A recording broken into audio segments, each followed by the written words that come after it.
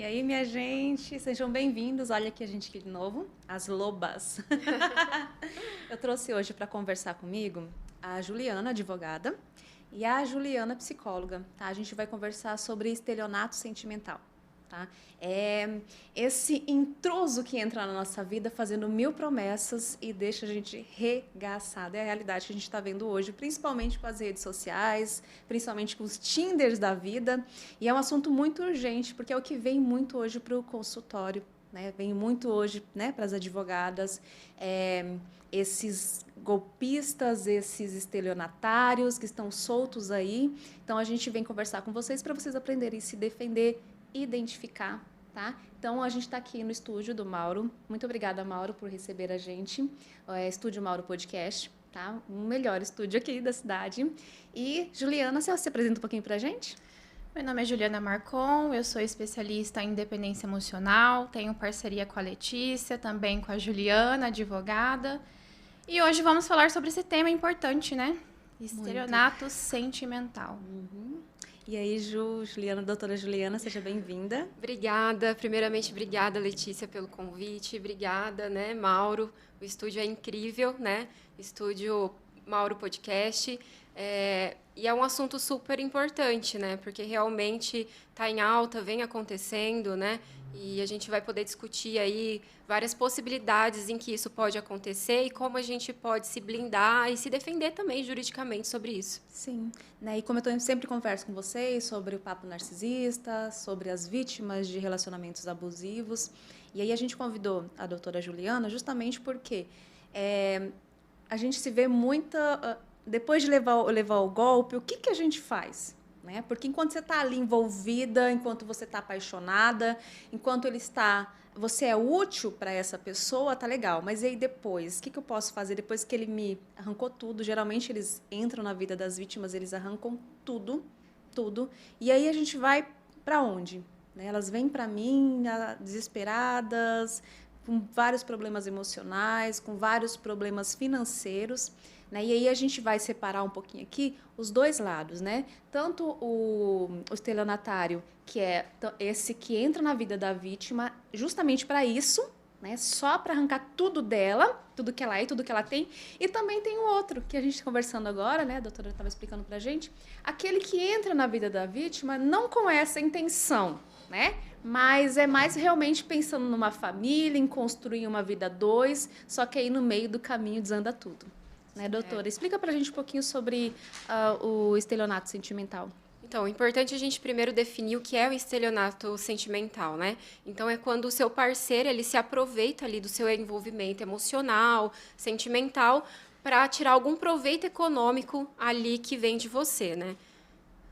Então, isso pode acontecer tanto nessa questão em que a pessoa se envolve primeiro, pode até ter ali uma intenção de constituir família, como a Letícia mencionou aqui, e aí no decorrer do relacionamento, ele vê uma oportunidade ali de extorquir a vítima, né? De conseguir, através do sentimento ali, levar uma vantagem, né? Que isso acontece muito já em casamento. Né? Agora, nessa fase inicial de namoro, acontece também dessa forma, acontece sim da pessoa tentar também tirar algum proveito econômico, mas aí entra também essa parte que vem até o famoso golpista do Tinder, né? Que a pessoa realmente vai para cima disso com uma intenção assim primária, que é realmente ter um proveito econômico ali em cima pelo sentimento, né? Por conquistar a vítima, se envolver ali.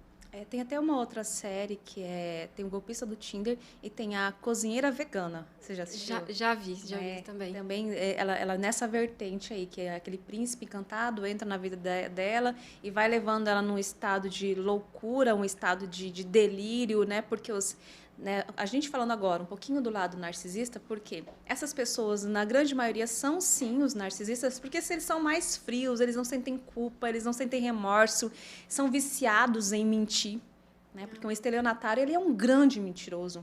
Né?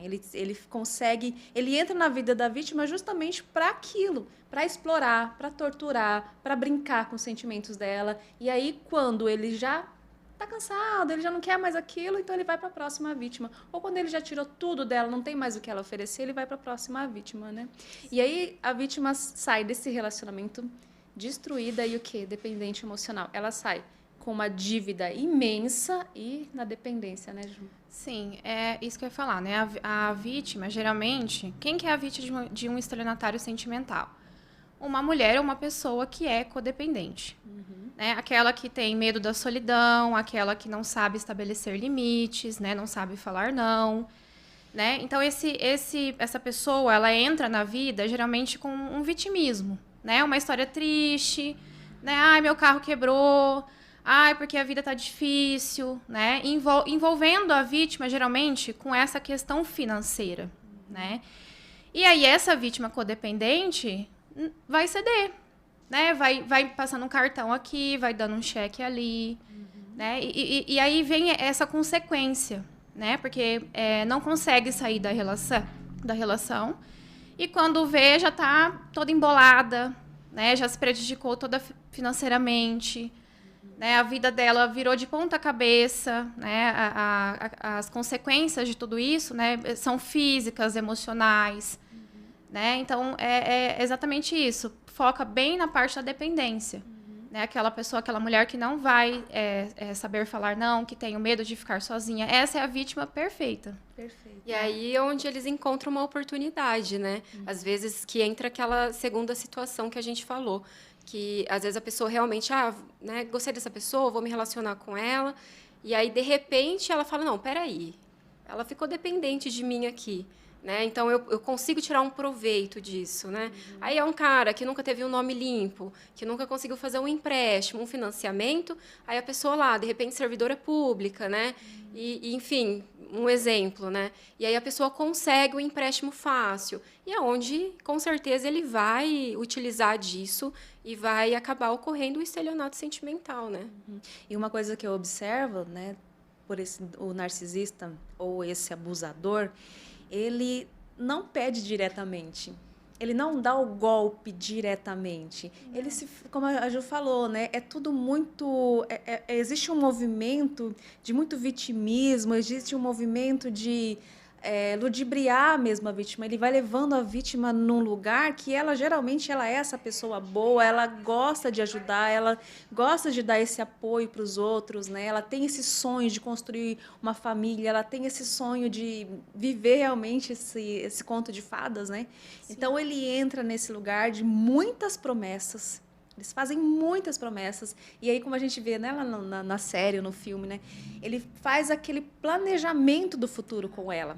Se a gente fizer isso, a gente vai ter aquilo. E se você fizer aquilo, a gente vai conseguir o dobro. Então, ele vai levando ela nessa ilusão e nessa emoção, né? E, por outro lado, vamos dar um exemplo, né? Eu conheci esses dias uma pessoa, atendi um caso que ela veio e ele pediu para ela um empréstimo, ela conseguiu fazer um empréstimo para ele, emprestou um dinheiro para ele, e aí ele devolve, por exemplo, 50% daquele valor. Então ela fala, nossa, ele é honesto, né? Aí ele pede um pouco mais. Ele até devolve tudo aquilo, mas depois ele pede o dobro. Então ele vai levando ela nesse caminho, quando ela vê, ela tá indo, ela tá cheia de dívidas, a família dela tá alertando ela, mas ela fala, não, eu preciso ajudar ele é uma pessoa boa, e ele tem um potencial, né? Porque eles conversam muito bem e eles são muito espertos, eles são muito astutos, são inteligentes, então ela enxerga esse potencial nele. Só que ela não consegue perceber que ele é um golpista, que ele é um salafrário. Inicialmente, né, como a Ju falou, que pode acontecer também lá no namoro, né, quando você está conhecendo a pessoa. Inicialmente não tem isso que você falou, ele não vai chegar e aplicar o golpe de uma vez, né? Como então perceber se o cara é um estelionatário ou não? Né? Quando ele começar a prejudicar o seu trabalho. O fato de você começar a se envolver com ele, começar a prejudicar o seu trabalho, você começar a não ter rendimento, né? Você está tão envolvida com a pessoa, com os planos dela, com os rolês dela, né? Que isso vai te prejudicando o seu trabalho, o seu rendimento. Uhum. Você passa a não ter mais concentração, você passa a não ter... começa a desmarcar, né, os seus atendimentos e tudo mais. Então, você já percebe que ele já está te tirando de um foco.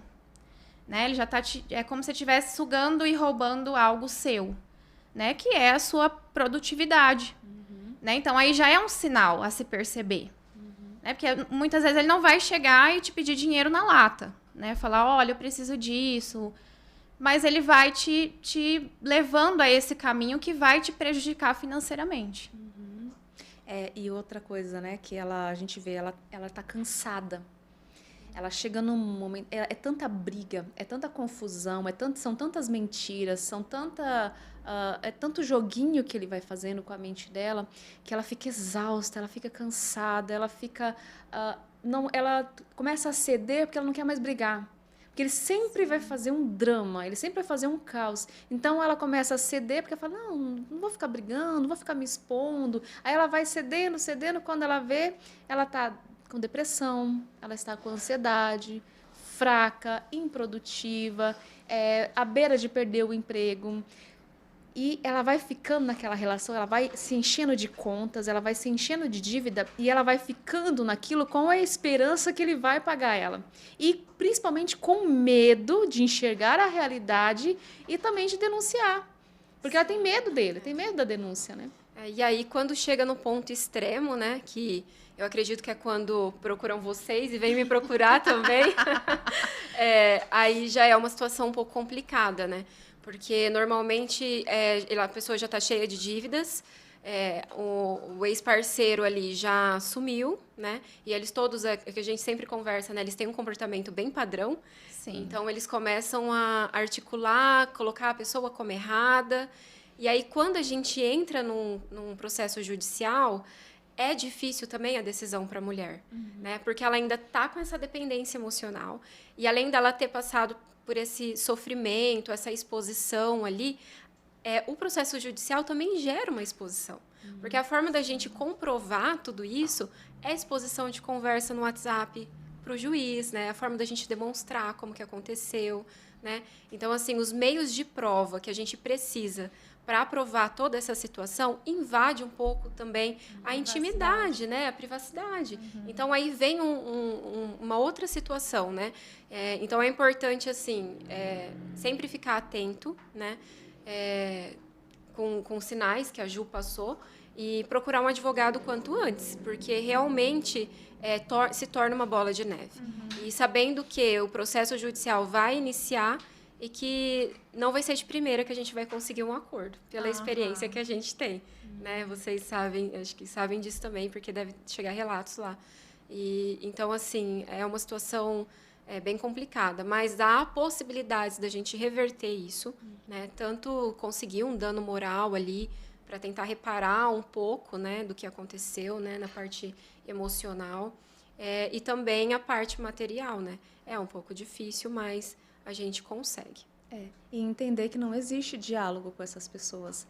Eu vejo muito essa abordagem dos advogados, de tentarem acordo, aí coloca a vítima frente a frente com esse narcisista, ou com esse abusador, ou esse estelionatário, entende? E aí ela sai mais machucada do que ela já estava, porque ali existe aquele olhar que pune, aquele sorriso sarcástico, aquelas ofensas, porque eles não têm limites. O deboche, né? O deboche. Sim. E, principalmente, tudo aquilo que ele vai acusar ela que...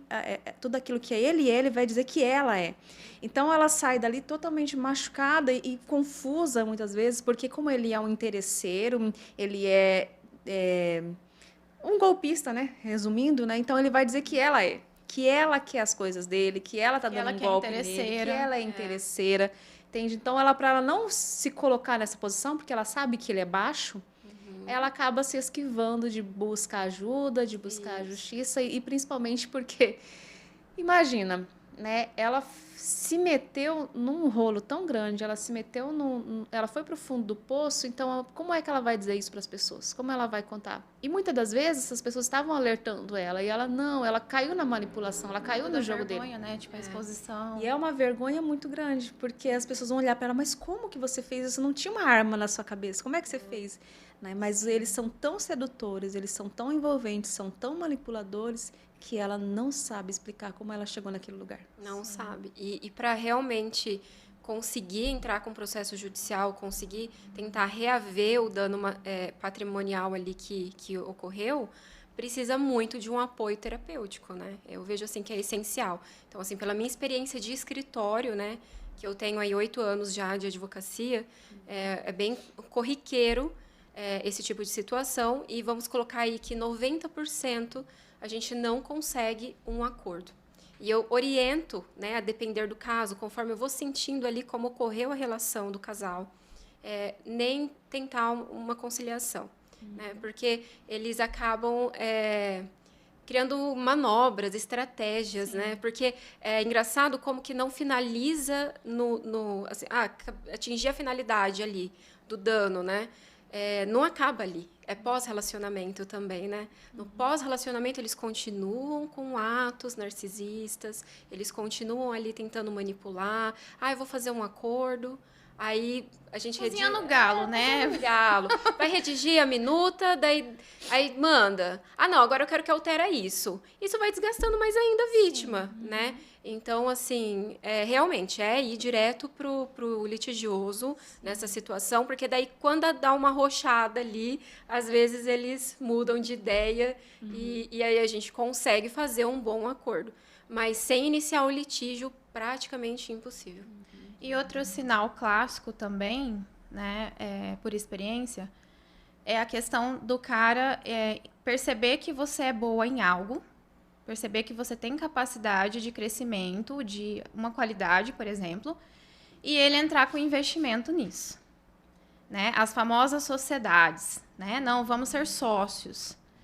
Né? Vamos entrar com uma sociedade aqui, você dá o seu trabalho, a sua mão de obra, né? E aí, quando a empresa né, o empreendimento ali começa a crescer, esse cara já vai puxando para ele. Né? E no final, a vítima acaba saindo com a mão na frente e outra atrás. Não é nenhuma, nem duas, Não. nem três que eu já atendi nesse caso, né? Ela entra nessa sociedade, ela é maravilhosa, ela é ótima, ela traz o rosto dela, ela traz a feminilidade dela, ela traz a coragem dela, a doçura dela para esse negócio, a força dela, e ele usa dessa imagem dela, porque geralmente a vítima, ela tem uma imagem muito boa, que ela é uma pessoa muito boa, muito dedicada, muito esforçada, muito bem vista por todo mundo. Comunicativa, forte. Então ele pega essa mulher, faz a sociedade com ela, e aí, vagarosamente, ele vai deixando ela de lado. Vai deixando. E quando ela percebe, ele já fez um monte de trambiques, né? Já fez um caso aí que a gente viu. Como que é o nome dela? Daquela modelo que a gente viu agora? Ana Hickman. É um caso bem... gente, é esse caso que eu tô falando. É isso daí. É disso que eu tô falando. Mas é isso. E aí eu acho que entra a questão jurídica da gente entender a individualidade dentro das relações, né? Perfeito. Você saber separar o seu dinheiro, né?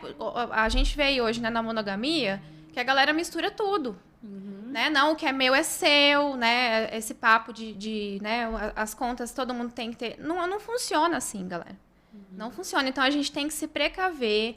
Você está entrando num relacionamento, é importante conversar sobre isso, né? Conforme o barco vai andando, né? Mas as mulheres pensarem mais na questão financeira como donas de si.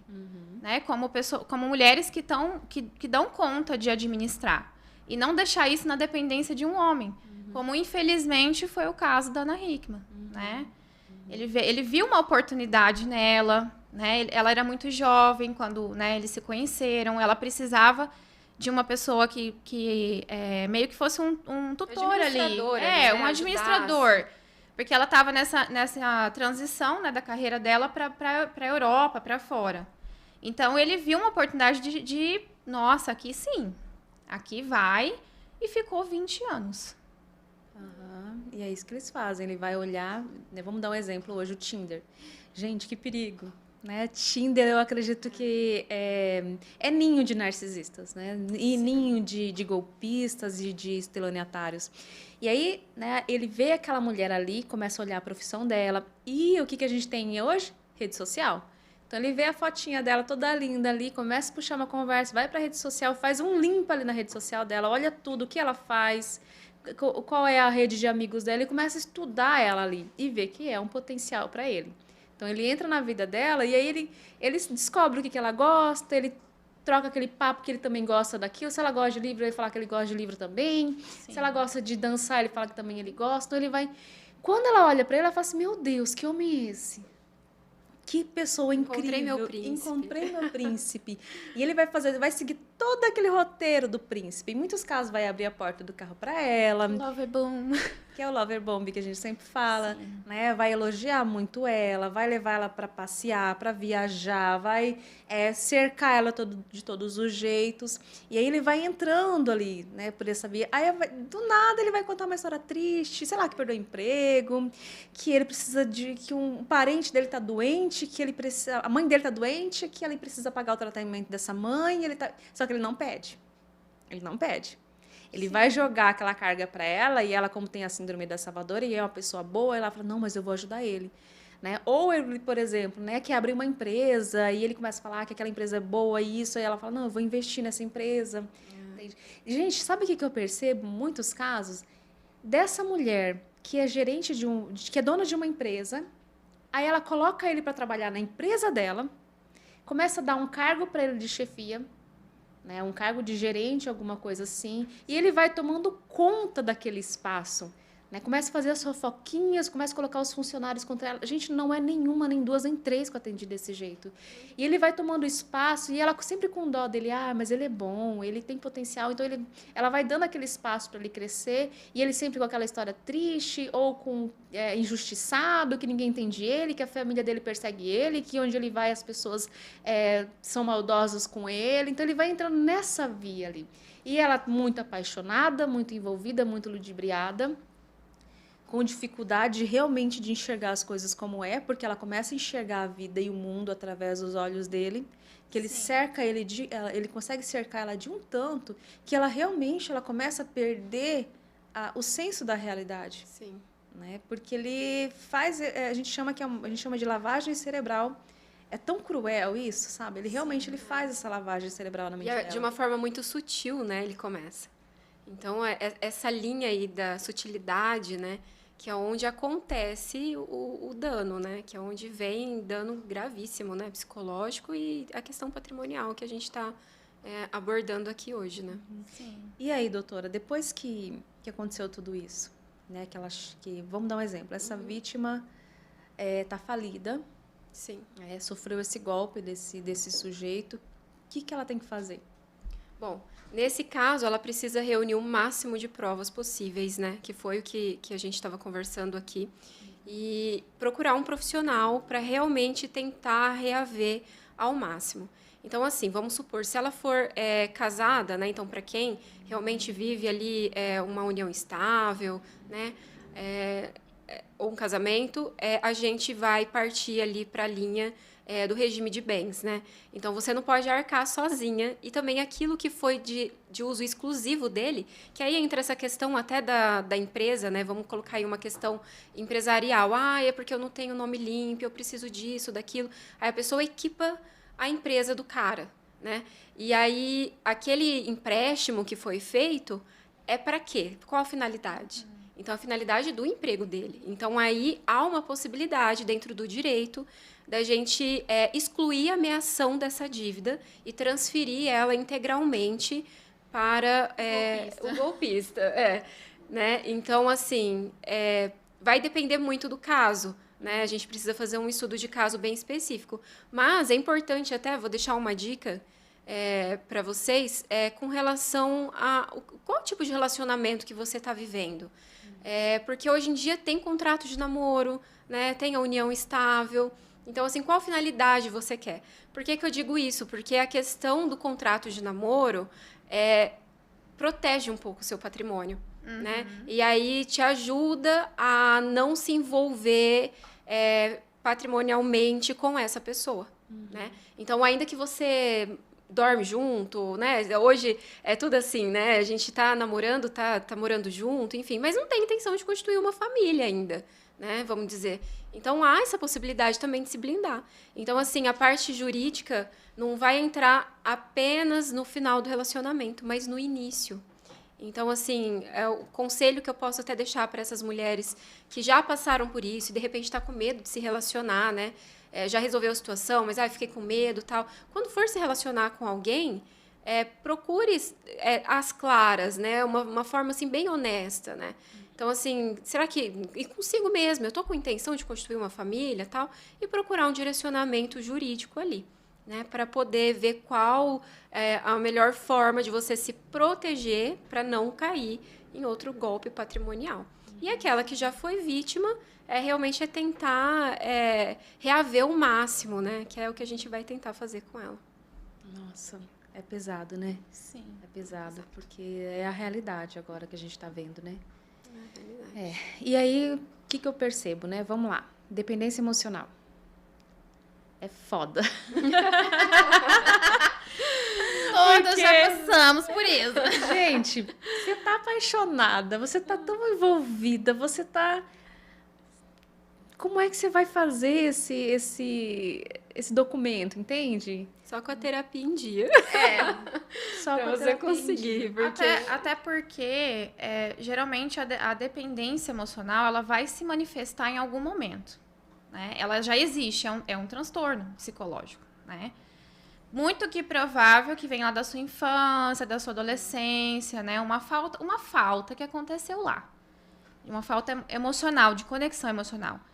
Só que aí, vamos para a relação. Aconteceu, que nem no caso no pós, né? Já sofri o golpe, o golpista já deu o estelionato sentimental e tal, patrimonial. E agora? O que eu tenho que fazer? Eu tenho que entender por que isso aconteceu. O que me conectou a essa pessoa? Por que eu permiti isso? O que em mim, dentro de mim, ou a falta do que não tem, fez com que eu cedesse isso, que acontecesse isso? Uhum. Né? Então, aí entra a terapia. Né? Porque daí a gente vai entender a história dessa mulher, né? Como que foi a infância dela, como foi a relação com o pai dela, né? Quais são as feridas emocionais dela, né? Porque é muito que provável, se você não olhar para a sua história, vai continuar repetindo. Você pode, inclusive, ser vítima de outro golpista. Né? Então, a gente tem que se blindar, a gente tem que se proteger. E, juridicamente, uma das formas de a gente se proteger é o acompanhamento terapêutico. Né? Evitar ter contato de novo com essa pessoa, né? Passar a entender os sinais que as pessoas... Né? A gente tem que saber fazer leituras das pessoas, sim. Né? Ver os sinais que elas se manifestam. Então, é esse caminho aí que vai te fortalecer para você trabalhar a sua dependência emocional. Tentar fugir da semelhança, né? Porque às vezes a pessoa fala, mas ele parece ser tão bonzinho, todo mundo é tão bonzinho, né? Mas aí você depois começa a identificar a semelhança com o que passou já pela sua vida e que te trouxe um trauma, né? E uma frase típica das atuais vítimas de narcisistas, geralmente elas saíram de um relacionamento abusivo. Não era talvez com um narcisista, era com algum mentiroso, alguém traidor, né? Aí ela vai e é consolada por esse narcisista. Aí ele chega para ela, fala que vai cuidar dela. Vou te ajudar. Vou te ajudar, vou cuidar dos seus filhos, você vai ter tudo comigo, nunca vou fazer aquilo que aquele fulano fez com você. Então, ela vai... Nossa, gente, vocês escutarem essa conversa, corram, pelo amor de Deus. É golpe. É golpe, sabe? Não existe contos de fadas. Não existe esse príncipe encantado que vocês estão procurando e que a maioria das mulheres estão procurando e que foram ensinadas a esperar ali na adolescência. Elas assistiram filmes de romance, assistiram... livros de contos de fada, Disney. Vão para a igreja, e dentro da igreja também ludibriam essa menina que existe esse príncipe encantado. Então ela fica ali, infância, adolescência, esperando esse príncipe, esperando essa pessoa que vai tirar o ar dela, que vai dar significado para a vida dela, que vai ser intenso, que vai ser um homem incrível. Ela fica naquela expectativa que é aquele modelo lá dos filmes e lá dos livros infantis, né, que é o príncipe mesmo. Sim. E aí ela encontra esse sujeito, ela tem certeza que encontrou o amor da vida dele, porque ele já vem com o script. Ele já vem pronto ali para dar tudo para ela, ser aquele macho alfa na vida dela, entende, envolve ela. E a gente precisa tomar cuidado que isso não existe. Não. O amor, ele é diálogo, o amor é amizade, O amor é companheirismo. É uma construção. É uma construção. Ele não vai chegar na sua vida virando de cabeça para baixo e falando que você é tudo para ele, que você é o amor da vida dele. Esses narcisistas, esses golpistas, eles fazem isso com uma semana de relacionamento, um mês. Eles já fazem aquelas inúmeras declarações de amor. É mentira, gente. Ninguém ama com tanta intensidade desse jeito. Ninguém se envolve com tanta intensidade desse jeito. São pessoas desequilibradas, são pessoas problemáticas. Uma pessoa coerente, uma pessoa honesta, uma pessoa íntegra, ela vai te conhecer antes dela se declarar. Sim. Vai ter inúmeros dates, né? Ela vai primeiro te analisar também, porque ninguém é burro, assim, ao ponto de entrar loucamente na vida de ninguém. Só essas pessoas estelionatárias mesmo, só narcisistas que fazem isso. Uma pessoa normal, ele vai te analisar. Ele vai olhar, né, se você é íntegra, se você é honesta, se você... Ele vai estar fazendo essa análise, não vai entrar loucamente ali dizendo que você é tudo para ele, que ele vai morrer sem você. E, na verdade, inicialmente, né, entra muito a questão do espelhamento. Né? Porque quando você está nessa fase, né, da loucura, né? Nossa, ele gosta de tudo que eu gosto, ele não sei o quê, né? É tudo muito parecido. Ele tá usando o espelhamento, né? A técnica do espelhamento, do mimetismo, para envolver você cada vez mais. Né? Então, isso também entra nessa questão do investimento. Porque quando ele fala, ele vê em você potenciais e qualidades para sugar, somente para ter benefício, ele tá meio que tentando espelhar para a mulher, nossa, você é fodona, né? Você é maravilhosa e tal. Não no sentido de apontar como a qualidade dela, né? Mas olha aqui o que eu vou explorar em você, né? E não dá, cara. A vida, como você falou, não é um conto de fadas, é paulada, né? Nenhum homem vai salvar ninguém, né? Ninguém vai nos salvar, somente nós mesmas. Sim. Né? Então, aí que eu vejo a importância da gente também procurar trabalhar uma educação financeira, né? Ser donas da nossa própria vida, né? Administrar as nossas contas, né? Não esperar que alguém vai fazer isso por nós. Porque isso aí é batata. É um prato cheio para esses golpistas. Sim. E a grande maioria das mulheres estão esperando esse príncipe vir salvá-las.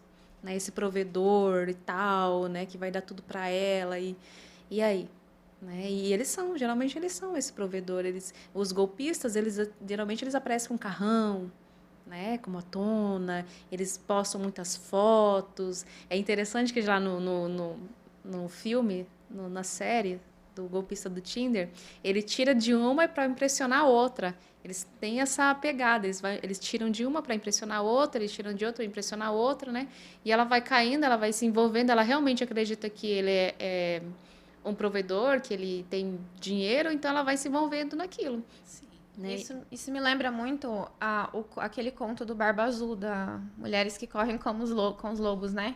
Como os lobos, perdão. O que é esse Barba Azul? É esse príncipe que vem, te mostra o castelo, né, um castelão, mas ele te prende lá dentro. É exatamente isso. Isso é um golpista, né? Um estelionatário sentimental. Ele pega você pelo sentimento, né? Pela emoção, pela sua dependência emocional. Mas não é uma prisão isso. Né? E a gente vê isso muito do príncipe, né? Que vai vir, vai salvar a princesa, tirar ela lá da torre. E vale lembrar também, né, que quando a intenção primária dele, né, como a gente está falando aí do golpista do Tinder, quando a intenção primária realmente é a prática desse crime, enfim, isso daí também criminalmente também pode ser tomado uma atitude, entendeu? Não é só dentro do âmbito ali do direito de família, né? Aí, óbvio que entraria um especialista em criminal para poder até dar mais orientação sobre isso, mas é importante destacar esse ponto, porque realmente é um estelionato, né? É como se fosse o que está lá tipificado, né, no Código Penal. É a mesma definição, né? Que é realmente ter proveito econômico, né, em detrimento de outrem ali. Então, vale lembrar isso, não só nessa questão da reparação de dano e do âmbito ali familiar, né? Mas também da parte criminal, porque quando há essa intenção primária ali, que realmente... né, eu vi até outro dia que teve, acho que finalzinho do ano passado, teve um caso no Rio de Janeiro, assim, e o cara saiu a decisão, né, ele confessou que realmente ele praticava, ele tinha 53 anos, e ele praticava esses golpes, igual o golpista do Tinder mesmo, contra mulheres lá no Rio de Janeiro. E ele foi condenado criminalmente com relação a isso. Então, fica a dica aí também, né, para quem percebe que realmente é essa a intenção primária, né, que não há um relacionamento ali familiar, que também dá para tomar essa atitude no âmbito criminal. E provas, né, gente? Prints. Os prints hoje, eles são provas. Faça um backup das mensagens, que a gente vai precisar delas. E tem que ser super rápido também, né? Porque eles mandam mensagem e eles mesmos apagam, né? Também. Agora eles estão espertos. Eles mandam mensagem e automaticamente eles apagam. Como eu falei para minha cliente, né? Ela está na fase de fuga, então ela está captando provas, né? Então eu falei, ele mandou, imediatamente você já tira print, tira o nomezinho dele de lá, deixa só o número, né? Que é importante. E aí você vai captando antes dele apagar, porque ele vai apagar. Eles estão rápidos agora, né? As mensagens que você conversa pelo telefone, pega um outro celular, coloca no Viva Voz, pega um outro celular e grava. Vai juntando. Se você já está percebendo que você está nessa situação, já começa a ir juntando